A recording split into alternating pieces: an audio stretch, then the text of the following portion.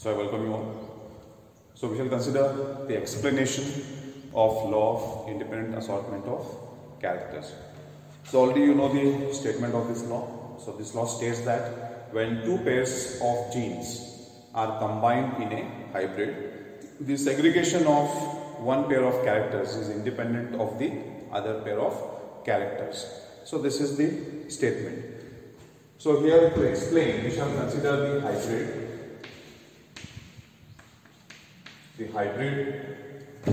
which is produced in the dihybrid cross. So this is the hybrid, a heterozygous hybrid. So it is having two pairs of genes which are combined. Now here the first pair of genes, they segregate during the formation of gametes. So here it is like this. So these pair of genes segregate. So here two types of gametes are produced. So 50% gametes will have a dominant gene. Another 50% gametes will have a recessive gene. If you consider the second pair, now this second pair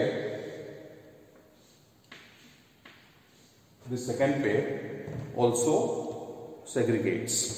Now here these two genes, one dominant and one recessive gene, it also segregates during the formation of gametes. So 50% gametes will have a dominant gene, that is capital Y, and another 50% gametes will have a recessive gene, small y. So here you can consider that the segregation of 50% R and 50% small r is independent of the segregation of 50% Y and 50% small y. Now this hybrid, it will produce gametes. It will produce 4 combination of gametes. So the gametes, the 4 combination of gametes produced by this hybrid, they are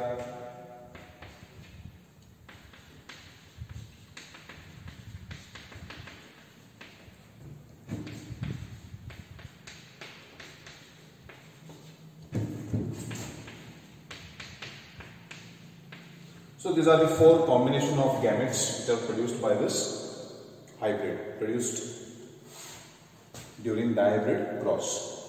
Now here these gametes, they are 25%, they are again 25%, 25% and 25%. So 25% gametes will have these genes, another 25% gametes will have these genes, another 25% gametes will have these genes, another 25% gametes will have these genes.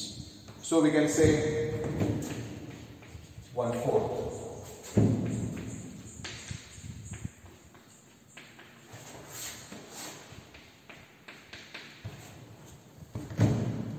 Right? So 1/4 gametes will have these genes, 1/4 gametes will have these pair of genes, another 1/4 gametes will have these pair of genes, another 1/4 gametes will have these pair of genes. Now here the two plants, right, male and female, so they produce 4 combination of gametes. So these are the gametes produced by one plant, that is male plant. Female also produces 4 combination of gametes. Now these gametes, they fuse, and what is obtained, genotypes of the new generation are obtained. So we obtain F2 generation, right? So 4 male gametes and 4 female gametes, they fuse and you get F2 generation. So here the 50% the 50% gametes, okay, like gametes, the 50% gametes having a dominant gene R, I repeat, the 50% gametes having dominant gene R will have these pair of genes.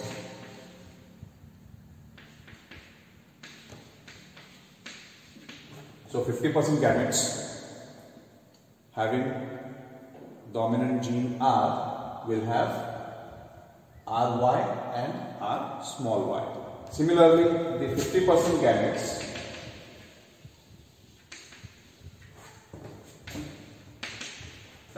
another 50% gametes which are having a recessive gene small r will have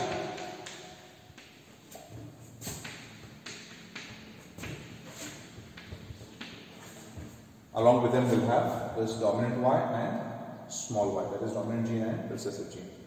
Right? So this is the explanation for law of independent assortment of characters. So you may expect this as a 5-mark question. Explain the law of independent assortment of characters. So you have to write the statement and you have to explain this part. So next we shall consider the chromosomal theory of inheritance.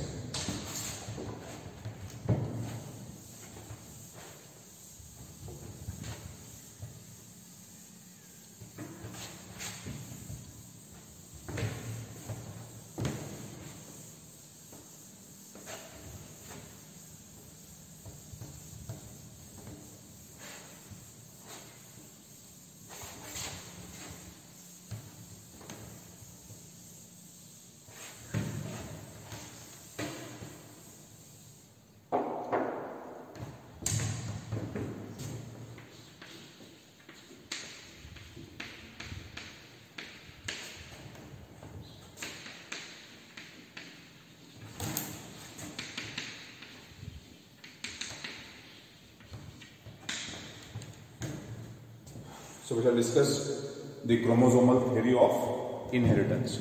Now this theory was proposed by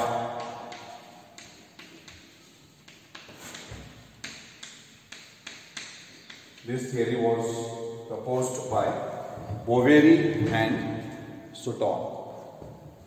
Now what this theory says? So chromosomal theory, it says that chromosomes are the vehicles of genes, or chromosomes are the carriers of genes, and these genes are involved in inheritance or heredity. Now see here, a cell has nucleus. Nucleus contains chromosomes. Chromosomes have genes, and these genes are involved in heredity or inheritance. Right? Now here, a pair of chromosomes. Here, chromosomes are in pairs. We can call them as homologous chromosomes.